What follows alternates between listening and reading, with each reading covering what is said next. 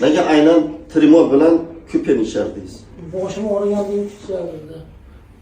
Hurmatli, mana nimalar? Dorini reklama qiluvchilar. Men avval ko'p marta aytuvdim. O 9 etajli binoni tepasiga yozib qo'yasizlar.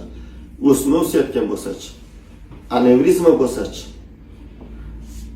dorini ichib yurib og'riq qoldi deb doktorga bormay yursa-chi, miyada qon tomir yorilib ketib o'lib qolsa-chi deb aytardim. Mana gemorragik insult. Yosh odam, o'qituvchi. Bunda anevrizma bo'lgan.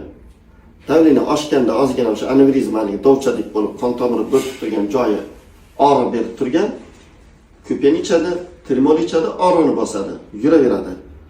Hali ham bu inson tirik qolgan. Mana живой misol, tirik misol sizlarga.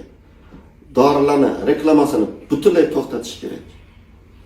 Nechtadan nechta odamlar hozir ichib yurgandir o'sha hozir buni ichib yurgan dorini. O'smada ham og'riq qoladi. Shuning uchun ko'payib ketdi insult. Shuning uchun ko'payib ketdi o'smalar. Chunki dori ichadida hamma yaxshilab tinglasin. Tabletka hech qachon tuzatmaydi. Agar kasalligini sababini aniqlab, sababiga balt urmasa tuzatmaydi. Mana sizlarga живой misol.